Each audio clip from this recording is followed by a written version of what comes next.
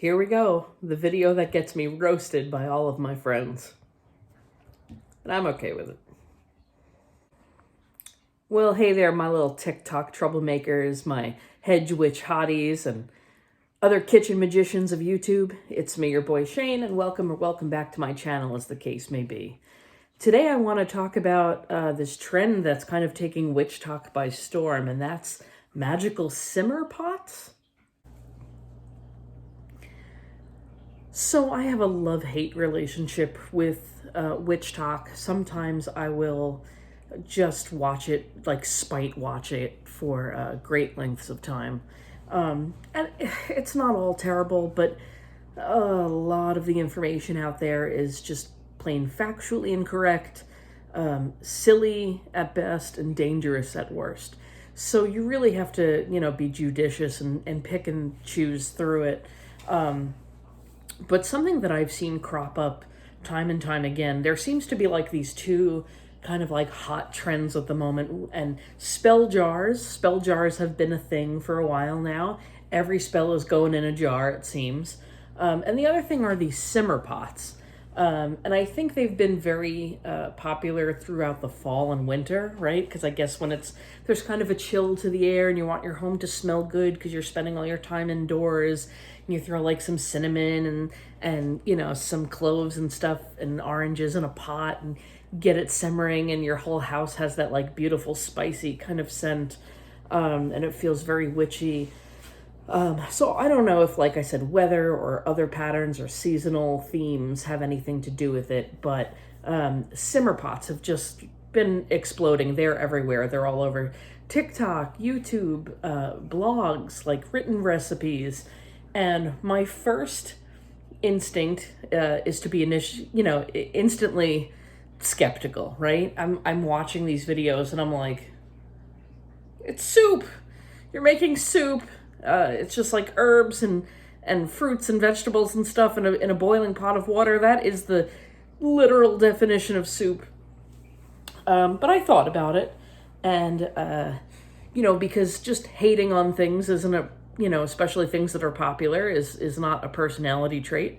Even though I maintain that I'm just old and cranky these days. In fact, I have an entire playlist of videos here on this channel called Get Off My Lawn, which is just me talking about witchy topics but being old and cranky about it. But I was like, you know what? Let me try to be fair. Let me be fair here. Before I bash this as a practice, right? Before I throw it out like wholesale, let me give it a shot.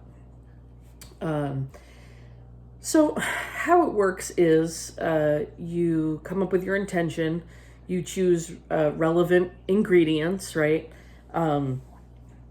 You fill up a pot with water, most of the way with water.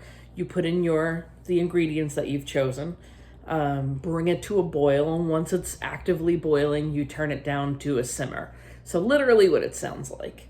And it will keep kind of simmering away, wafting into the air, scenting your kitchen and your home, and, presumably sending out magical energy and intention. And of course, all of your usual practices apply, right? So you're going to stir it clockwise to bring something in, or stir it counterclockwise to banish something. You're going to set your intention, and you're going to visualize the outcome. So you're actively, visualizing your intended goal. So all the basic magical principles still apply. So I decided my simmer pot was going to be for just like energy, like a cleansing of the space and enervating it and motivating, myself and the household. So some like fresh, clean, something with a zing. Obviously, the first thought that came to my mind was citrus fruits. Oranges are a pretty popular ingredient in a lot of simmer pots.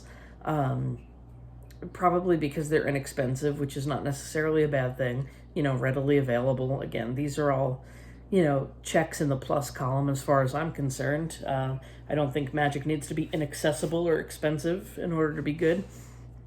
But anyway, yeah, I didn't hate it. this was my experience.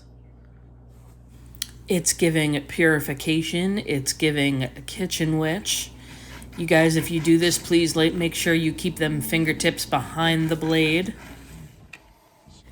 Got some of that rosemary, that good. We've got some mint up in here. Yes, so fresh and so clean.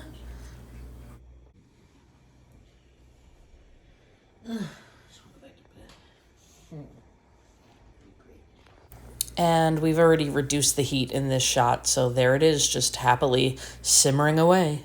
So I have a couple thoughts, having kind of conducted that experiment. As much as I want to rag on the practice, it's not bad.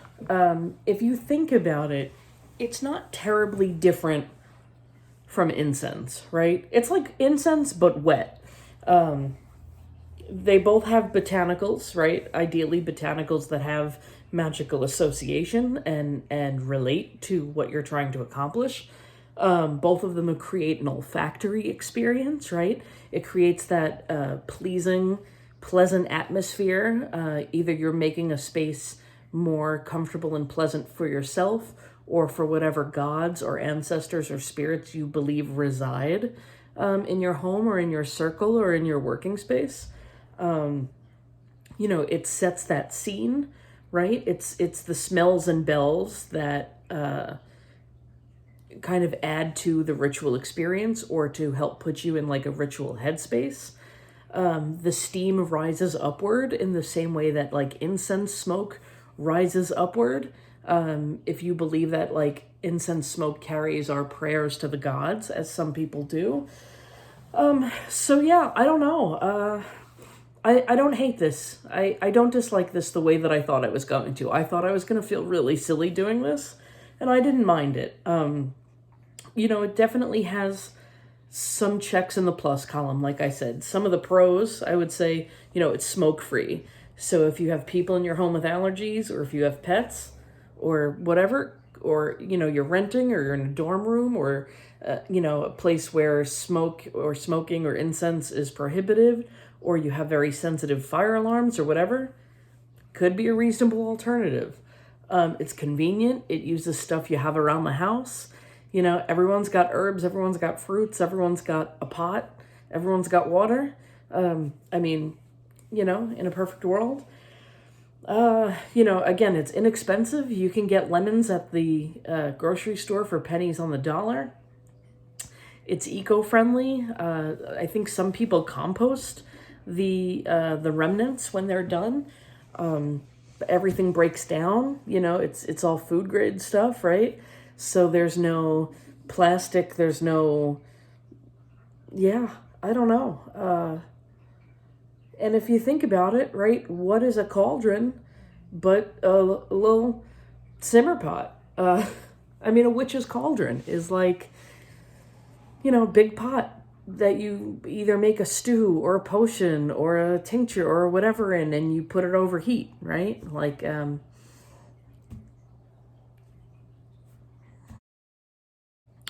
if you're into elemental magic, this is something that utilizes and leverages all four elements, if you think about it. The water, obvious, is the water in the pot.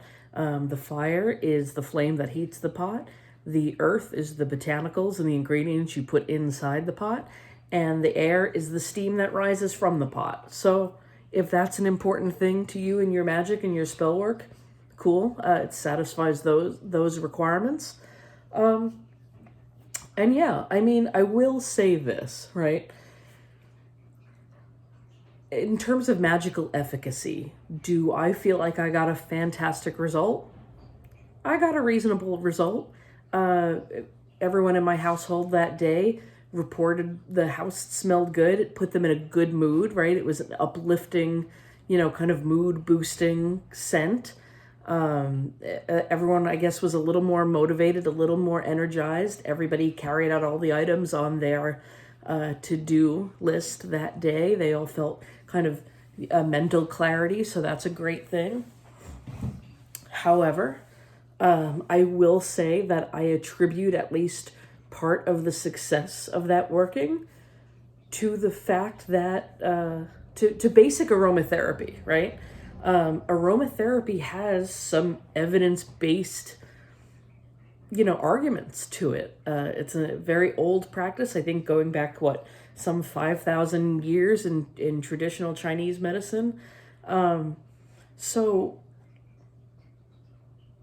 is the success of that particular simmer pot magical or scientific? Yes. Does it have to do with the fact that citrus scents naturally elevate our mood? Who's to say, right? So, do I think a simmer pot for household protection would be just as efficacious? I don't know. I don't know. But, maybe I'll try that next, right? I've been in a weird kind of mental place with my magic lately. And I've been revisiting a lot of my ideas about what it means for a spell to work or to fail. And I've made videos about that before, but just in light of some life events, I guess I've been doing a little bit of a deep dive with that. And maybe I'll make a video on that at some point, as well as tell you what's been going on with me these past few months. But anyway, today's video was about simmer pots, and that's all I have to say about them. Would I do it again? Yeah, probably will. I might. Is it going to be up there with my favorite magical tools? No. Is it going to replace the things that I really enjoy and am really good at and really have a lot of success in, like maybe candle magic? No. But I'm glad I did the experiment. And if you do this, or if you regularly use simmer pots, or if you're trying them for the first time, leave me some comments below. I would love to hear about your experiences with them. Never ever leave a burning stove or anything on your stove unattended. I hope that goes without saying in the year of our Taylor Swift 2024, but it probably doesn't. So yeah, be safe out there, Keep making magic and be good to yourselves and to others.